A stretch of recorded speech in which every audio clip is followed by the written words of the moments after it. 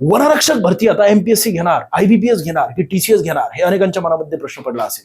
या प्रश्नाचं उत्तर तुम्हाला याच व्हिडिओमध्ये बघायला मिळेल. व्हिडिओ स्किप करू नका, आजचा व्हिडिओ फार महत्त्वाचा आहे. आणि विशेष म्हणजे पॅटर्न तुमचा कशा प्रकारे असणार आहे परीक्षेचा हे सुद्धा आपण या ठिकाणी चर्चा करणार आहोत. बघा ना, वनरक्षक पदाची भरती आता एमपीएससी घेणार आहे आणि त्याचं कारण सुद्धा या व्हिडिओमध्ये तुम्हाला सांगणार आहे. त्याचं कारण काय आहे तर बघा, सुरुवातीला बघूया आपण तुमचा जो महाराष्ट्र शासनाचा GR आला होता काल, या GR मध्ये दिलं गेलेले मृत संपर्क वन विभागातील कोणकोणती आहेत, तर यामध्ये महसूल आस्थापना वन विभागातील जे आपलं आहे ते ग्रुप बी नॉन गॅझेटेड हे लघु लेखक निम्न श्रेणीचं हे आता रद्द करण्यात आलेले. त्यानंतर नॉन गॅझेटेड ग्रुप बी मधील लघु लेखक उच्च श्रेणी हे सुद्धा रद्द करण्यात आलेले.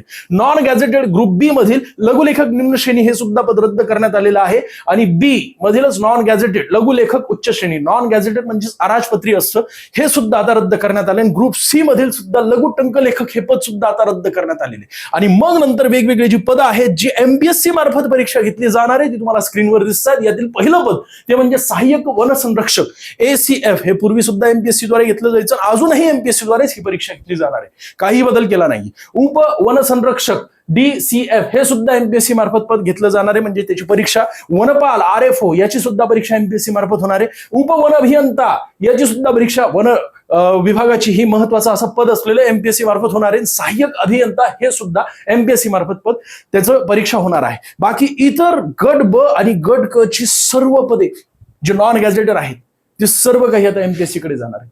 आणि तुमची वनरक्षक ही गट क ची नॉन गॅझेटेड अशा प्रकारचं पद आहे. या ठिकाणी तुम्हाला दिसते बघा ना, त्यांचं जे GR होता महाराष्ट्र शासनाचा आलेला आत्ताचा 2 दिवसापूर्वीचा, त्या GR मध्ये क्लिअरली मेन्शन केलेलं या पार्श्वभूमीवर संदर्भातील क्रमांक 7 येथील दिनांक 18 जुलै 2024 ला तशा प्रकारे त्यांचा GR आला होता 2024 ला.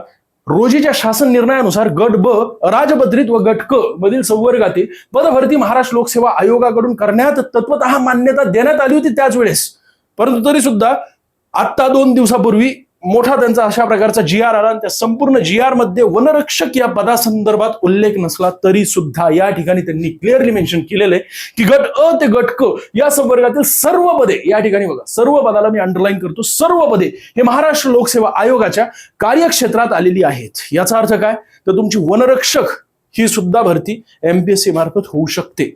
मी शक्य असं का बोलतोय, जोपर्यंत अधिकृत माहिती येत नाही तोपर्यंत तुम्ही हेच समजून घ्या की एमपीएससी द्वारेच होणार आहे. एमपीएससीचा पॅटर्न नीट समजून घ्या मित्रांनो. एमपीएससीचा पॅटर्न म्हणजे पेपर 1 आणि पेपर 2 अशा प्रकारचे मुख्य परीक्षेला 2 पेपर असतात आणि पूर्व परीक्षेला 1च पेपर असतो. पण तुमची ग्रुप सी चे नॉन गॅझेटेड हे पद असल्यामुळे वनरक्षकचं तुम्हाला 1च पेपर होऊ शकतो. आता डिपेंड करते 2 ते 3 दिवसांमध्ये अजून आपल्याला अधिक माहिती मिळणार आहे आणि अधिक माहिती जशी आली तशी तुमच्यापर्यंत सर्वात अगोदर पोहोचवणार आहे चॅनल म्हणजे आपलं महाराष्ट्र अकॅडमीचं चॅनल आहे. अजूनही सबस्क्राईब केलं नसेल तर करून टाका.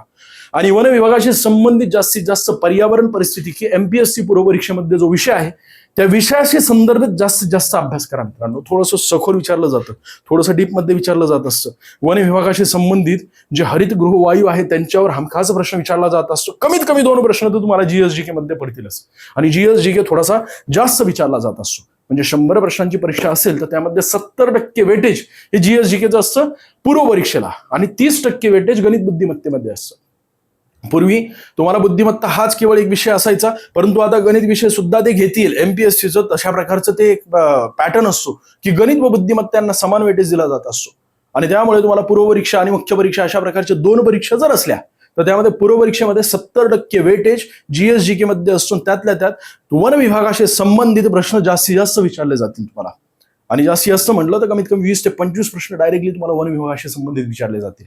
आणि पूर्व परीक्षेमध्ये गणित व बुद्धिमत्ता हे 2 विषय असतात. तिथे सुद्धा त्यांनी फोकस दिलेलं आहे यापूर्वी सुद्धा आणि आगामी काळात सुद्धा ते देतील. मुख्य परीक्षेमध्ये अजून वन विभागाशी संबंधित 50% वेटेज एका पेपरमध्ये असेल. बाकी इतर जो विषय आहे ते विषय वेगवेगळे, जसं की इतिहास, भूगोल, राज्यशास्त्र, अर्थशास्त्र हे कॉमन 4 विषय, त्यामध्ये तुम्हाला 15-15चं वेटेज दिसेल.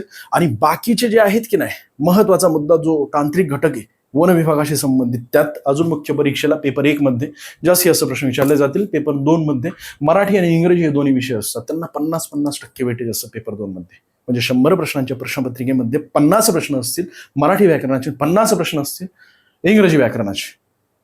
अशा प्रकारे तुमचा संपूर्ण पेपर डिझाईन केला जाईल. व्हिडिओ आवडला असेल तर लाईक करा, जास्तीत विद्यार्थ्यांना शेअर करा. काही चुकलं असेल तर क्षमा असू द्या. अजून तुम्हाला कोणती माहिती पाहिजे असेल, काही डाऊट असेल तर कमेंट करा नक्की. तुम्हाला ही संपूर्ण PDF पाहिजे असेल तर PDF असं टाईप करा प्रत्येकाला, मी स्वतः PDF पाठवेल. ठीक आहे.